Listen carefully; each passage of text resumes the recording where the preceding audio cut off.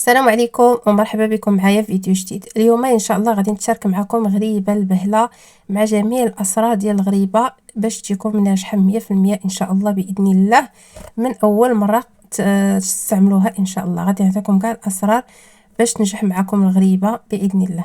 نبداو بسم الله على بركه الله. اللهم صل وسلم وبارك على سيدنا محمد. كما كتشوفوا معايا عندي هنايا رابعه ديال الزبده تكون بحراره ديال المطبخ، يعني ما تكونش من الثلاجه باش تجيكم سهله. درت زلافه ديال النص ديالها ديال سنيده والنص ديال السكر كلاصي وقبيصه الملحه كما شفتوا معايا راه كتكون في القصريه ضروري هذيك قبيصه الملحه. زدت عليهم واحد الكاس ديال الزيت وغادي نبدا نخدم حتى تذوب ليا ديك سنيده.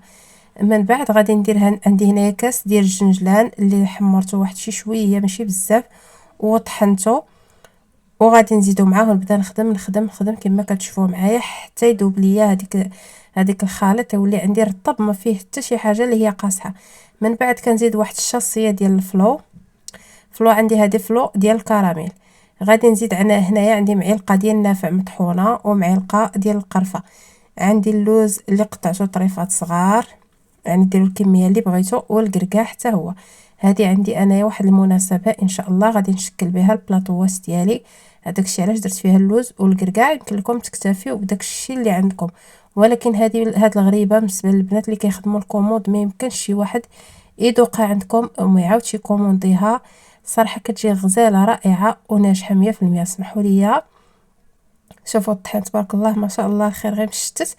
صافي كنديروا الدقيق الفورس. درت جوج صاصيات ديال خميرات الحلوى يعني 16 غرام الا ما عندكمش الشاصيات، وكنديروا الفورس وكنبداو كنخدموا الدقيق الابيض. كنخدموا يعني هزات ليا كيلو الا ربع ديال الطحين. ما كنخليوهاش خفيفه بزاف وما كنخليوهاش قاصحه بزاف.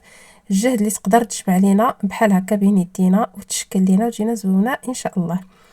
صافي غادي نشكلها كامله وندخلها الفران ومن بعد تشوفوا معايا النتيجه ان شاء الله. هانتوما النتيجه كيفاش كتجي غزاله رائعه.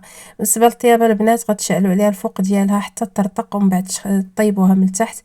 كنتمنى ان شاء الله تجربوا هذه الوصفه اللي عطيتكم وتخليوا لي في التعاليق باذن الله نشارك معكم وصفه جديده ان شاء الله.